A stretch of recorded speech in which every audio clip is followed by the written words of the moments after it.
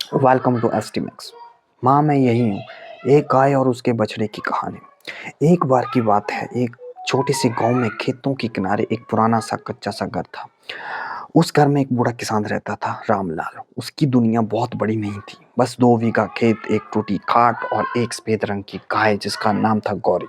रामलाल उसे जानवर नहीं, परिवार मानता था, और गौरी भी उसे अपना मालिक नहीं, अपना सहारा समझती थी। कुछ महीनों बाद गौरी ने एक प्यारे से बछड़े को जन्म दिया। छोटा सा, मासूम सा, उसकी आंखें बिल्कुल बच्चे जैसी थी। रामलाल ने उसका नाम रखा मोती। अब घर में रौनक आ गई थी। मोती दिन भर उछलता कूदता, कभी रामलाल की धोती पकड़ लेता, कभी गौरी के नीचे छुप जाता, और गौरी हर पल उसे चाट चाट कर साफ करती रहती, जैसे कोई माँ अपने बच्चे को सीने से लगा कर रखती है। लेकिन किस्मत खुशियां ज्यादा दिन कहाँ रहने देती है। एक साल बाद गांव में एक भयंकर सूखा पड़ गया था। खेत सूख गए थे, अनाज खत्म हो गया था। रामलाल के घर में चूल्हा जलाना भी मुश्किल हो गया। एक दिन वो बहुत देर तक गौरी और मोती को देखता रहा। उसकी आंखों में आंसू थे। उसने मोती के सिर पर हाथ फेरा और धीरे से बोला, माफ करना, अब तुम्हें मैं अपने पास नहीं रख पाऊंगा।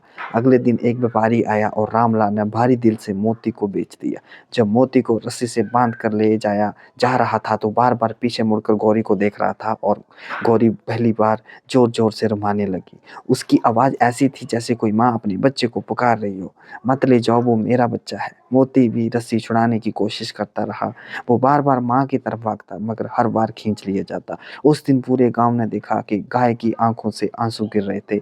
मोती चला गया। उस दिन के बाद गौरी ने खाना लगभग छोड़ दिया। वो बस दरवाजे की तरफ देखती रहती, हर आहट पर उठ जाती, जैसे उसे यकीन हो उसका बच्चा वापस आएगा।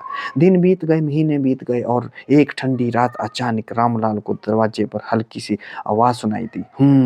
वो बाहर आया और उसने देखा, वो देखकर उसके पैरों तले जमीन खिसक गई। दरवाजे पर मोती खड़ा था, कमजोर, थका हुआ, पैरों में घाव मगर आंखों में चमक। वो सैकड़ों किलोमीटर दूर शहर से रस्सी तोड़कर रास्ते भटकते भटकते अपनी माँ के पास आ गया था। गौरी ने जैसे ही मोती को देखा, वो पागलों की तरह दौड़ी और उसे चाटने लगी। बार बार उस रात गौरी ने महीनों बाद खाना खाया, क्योंकि उसका बच्चा वापिस आ गया था। रामलाल रो रहा था। उसे उस दिन समझ आया, माँ सिर्फ इंसानों में नहीं होती, माँ तो हर उस दिल में होती है जहाँ सच्चा प्यार होता है। और सच कहूँ, दुनिया में सबसे लंबा सफर कोई इंसान नहीं, एक बछड़ा तय करके आया था अपनी माँ के लिए।